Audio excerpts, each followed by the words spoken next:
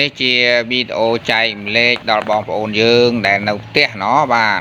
បងប្អូននៅផ្ទះបងប្អូនអាចចាប់ប្រកបអាជីវកម្មនេះបានបងប្អូនណាបាទការចិញ្ចឹមមាន់ចិញ្ចឹមទានៅក្នុងផ្ទះបាទយើងវាស្រួលដែរបងប្អូនណាយើងនៅផ្ទះយើងបានថែរក្សាផ្ទះសម្បែងយើងបានថែរក្សាម៉ែឪបងប្អូនយើងហើយយើងក៏បានដាំដុះដំណាំជើផ្លែឬក៏ធ្វើកិច្ចការអ្វីផ្សេងអញ្ចឹងណាបាទថ្ងៃឡើងយើងមានការងារអីក៏ធ្វើទៅបើមិនមានទេក៏យើងចិញ្ចឹមសត្វអញ្ចឹងមកបងប្អូនបាទហើយដោយខ្ញុំមានរោងមួយអញ្ចឹងណាបាទធ្វើរោងមួយអញ្ចឹងទៅតុបតែងវាទៅបាទខណ្ឌបន្ទប់ខណ្ឌអីអញ្ចឹងទៅហើយក៏ដាក់មន់មកបាទពីដំបូងខ្ញុំក៏មន់តិចដែរដល់យូរទៅវាកើតកូនកើតចៅទៅវាកាន់តែច្រើនទៅអញ្ចឹងណាបងប្អូនបាទនេះជាសារមួយសម្រាប់បងប្អូនយើងអាចនាំគ្នាធ្វើបែបនេះគឺយើងមួយយ៉ាងដែរណាទី1ទប់ទល់សេដ្ឋកិច្ចគ្រួសារយើងទី2យើងទប់ទល់យើងបំរុងប្រទេសជាតិរបស់យើងកុំឲ្យខ្វះនៅស្បៀងអាហារដោយសារយើងដឹងស្រាប់ហើយមានរឿងថ្មីនេះចឹងទៅធ្វើឲ្យការបិទច្រកបិទអីទៅហើយយើងក៏មានឱកាសចិញ្ចឹមសត្វបាន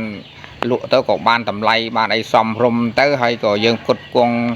បងប្អូនយើងនៅក្នុងស្រុកយើងកុំឲ្យបងប្អូនយើងខ្វះស្បៀងអាហារចឹងណាបាទឥឡូវបងប្អូនឃើញទេមន់បាទស្អាតណាបាទ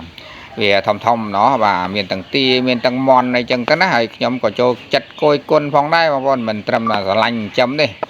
គយគុណទស្សនាចឹងទៅឃើញមានអារម្មណ៍ធូរស្រាលចឹងទៅណាបាទហើយឥឡូវហ្នឹងយើងក៏ពង្រីកការដាំស្មៅធ្វើនេះធ្វើនោះទៅហើយរហូតដល់ចិញ្ចឹមកដោបទៀតបងប្អូនណាបាទអញ្ចឹងការងារនៅផ្ទះពេកកប៉ុកយើងចេះតែឆ្នៃចេះតែលៃទៅវាគួរសមដែរណាបងប្អូនណាបាទជួយជីវភាពយើងបាទម្ដងយើងលក់មន់ម្ដងយើងលក់ទាម្ដងយើងលក់កដោបម្ដងយើងលក់ជ្រូកអាយ៉ាវិលជុំដែរបាទដោះស្រាយរួចបងប្អូនណាបាទដោះស្រាយរួចអញ្ចឹងខ្ញុំយុទ្ធសាស្ត្ររបស់ខ្ញុំគឺអញ្ចឹងឯងបងប្អូនអើយយើងមិនដឹងថាមានជំនាញចំណេះអីជ្រៅជ្រះគេទេប៉ុន្តែយើងអាចចិញ្ចឹមបាននៅក្នុងផ្ទះបាទហើយដូចនេះកំពុងតែភ្លៀងរាល់ថ្ងៃទៀតបាទហើយមន់ខ្ញុំក៏ស្រស់ស្រាយដែរអត់មានអាណាអន់ត្រេត្រោកិច្ចសកុកអីទេបាទអញ្ចឹងការថែទាំរបស់ខ្ញុំគឺខ្ញុំថែទាំបានល្អដែរបាទនេះជាវិធីសាស្ត្រដែលខ្ញុំធ្វើកន្លងមកឃើញថាជោគជ័យគ្រាន់បើដែរអញ្ចឹងក៏នឹកឃើញថាបងប្អូនក៏អាចធ្វើបានដូចខ្ញុំអញ្ចឹងដែរបងប្អូនណាបាទអាចធ្វើបានដូចគ្នាឬក៏អាចធ្វើលើសខ្ញុំទៅទៀតបាទលក្ខណៈគ្រួសារនេះគឺវាសមរម្យដែរបាទសម្រាប់ដោះស្រាយជីវភាពសម្រាប់ទប់ទល់កូនចៅរៀនសម្រាប់ចិញ្ចឹមខ្លួនតទៅមុខអីចឹងណាបាទហើយយើងបង្កើតការងារបានតែខ្លួនឯងបាទនេះការងារនេះអស់នេះគឺយើងបង្កើតបានតែខ្លួនឯងនៅនឹងផ្ទះខ្លួនឯងចឹងទៅបាទចឹងក៏ឃើញសក្តានុពលវាល្អដែរក៏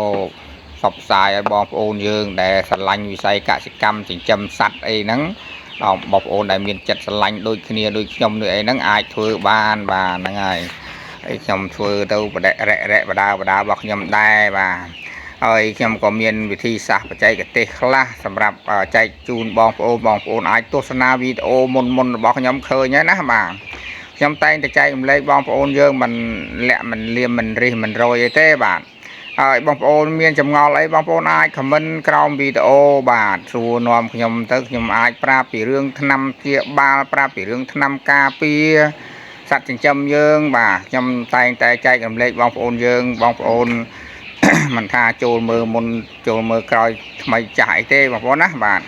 ហើយបងប្អូនខ្លះក៏ like comment អីចឹងទៅបងប្អូនខ្លះក៏ជួយ subscribe channel ខ្ញុំចឹងទៅបាទបងប្អូនឃើញខៀវស្មៅបាទហើយខាងនោះវិញគឺមុងកដោបបងប្អូនបាទមុងកដោបនេះឃើញវែងខៀវហ្នឹងខ្ញុំឆ្នៃលៃទៅចិញ្ចឹមកដោបហូហែចឹងដែរបងប្អូនបាទអាកដោបនេះក៏គ្រាន់បើដែរបងប្អូនណាអត់ត្រូវការចំណីដែលចំណាយលុយអីច្រើនទេប៉ុន្តែខ្ញុំយុទ្ធសាស្ត្ររបស់ខ្ញុំគឺខ្ញុំមិនដែលមិនចិញ្ចឹមក្នុងស្បៃស្នាញ់សទេដោយសារវាវល់ខូចខាតអញ្ចឹងខ្ញុំចិញ្ចឹមនៅស្នាញ់ខៀវនេះវាអត់ខូចខាតបាត់បង់អីទេឥឡូវល្អប្រើណាស់បាទឥឡូវខ្ញុំដាក់មើលបងប្អូនមើលមកត្រង់នេះវាគួរសមដែរកូនវាណាកដោបយើងឡើងស្អែកស្កាស់ពេញក្នុងនឹងដែរបាទតែស្នាញ់ជួរនេះយើងថតអញ្ចឹងវាមើលអត់សូវឃើញទេបងប្អូនបាទតើមើលខាងក្នុងបានអាចឃើញថាអូវាច្រើនវាតិចអីចឹងណាបាទ ចឹងខ្ញុំអាចជូនចែកជូនទស្សនាបងប្អូនទស្សនាមើលចាស់បាទទស្សនាលេងទៅក្រៃលោយកជាកំណត់អីបានយកទៅឆ្នៃទៅប្រឌិតអីបានចឹងណាបងប្អូនបាទណែកូនកដោបណែឃើញទេកូនកដោបច្រើនគូសំដែរណោះមួយមុងណោះយើងមើលពីចងាយមើលមិនដឹងថាមានកដោបទេបងប្អូនអាមុងសំណាញ់នេះបាទហើយចិញ្ចឹមនឹងសំណាញ់ជួរនេះចែកម្លេចដល់បងប្អូនយើងដែលចិញ្ចឹមកដោបណាបើជ្រុលចិញ្ចឹមឲ្យប្រើអាសំណាញ់ជួរនេះទៅបាទកដោបខាំអត់ធ្លាយទេបាទខាំអត់ធ្លាយចោះអត់មុតល្អហ្មងកដោបយើងប៉ុណ្ណានៅប៉ុណ្ណឹងពេញហើយកដោបងាប់ក៏អត់សូវមានងាប់ដែរបាទបើគេងាប់មុងសគេងាប់100ក្បាលយើងងាប់1 2 4 5អីប៉ុណ្ណឹងឯងដោយសារនេះវាខ្យល់ចេញចូលបានល្អផ្លាស់ប្ដូរបរិយាកាសបានល្អហើយអាចជ្រុះទៅដីអស់អត់ឲ្យយើងរវល់ហត់នឹងកើបអាចកដោបអីទេបាទចឹងវិធីសាស្ត្រមួយនេះចំណេញពេលវេលាផងចំណេញសុខភាពកដោបផងចំណេញបានកដោបច្រើនទៀតបាទតែតែវាអត់មានអាចមានអីពុលវាអត់ងាប់សល់កដោបច្រើនបាទហើយធ្វើម្ដងចាប់បានយូរបាទចាប់បានយូរចិត្ត1ឆ្នាំអីទៅក៏គ្រាន់បើឃើញទេបើយើងចាំមុងសលក់មុងទិញលក់កដោបទិញមុងលក់កដោបទិញមុងហើយបើអានេះអត់ទេណាដាក់មួយនឹងមួយមុងនឹងចេះហ្មងបងប្អូនបាទព្រោះខ្ញុំមានគំរូហើយអញ្ចឹងឃើញវាល្អក៏ផ្សព្វផ្សាយប្រាប់បងប្អូនយើងទៅណាបាទ